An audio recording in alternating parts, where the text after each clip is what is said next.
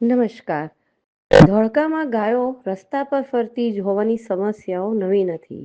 ગુજરાતના અન્ય શહેરોની જેમ ધોળકામાં પણ ગાયો રસ્તા પર ફરતી જોવા મળે છે, જેનાથી ટ્રાફિકની સમસ્યા સર્જાય છે અને અકસ્માતો પણ થાય છે.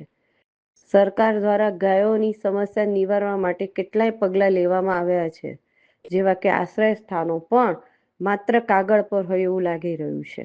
ધોળકાની જો અમે બીજી પણ એક સુંદર ફોટો બતાવી રહ્યા છીએ, ગુજરાત સ્ક્વેર. હવે એક બીજો ધોળકાનો અમે તમને ફોટા અને વિડીયો ટૂંક સમયમાં આવી જશે, અમે ચોક્કસ ઉપલબ્ધ કરાવીશું. આ ધોળકાના ફોટા છે, જુઓ. ડબલ એન્જિનની સરકારમાં ધોળકા કેટલું સુંદર લાગી રહ્યું છે અને જીવનનું એક સ્તર બતાવી રહ્યા છે, નેતાઓનું સ્તર અને આમ જનતાનું સ્તર. જોઈ લો.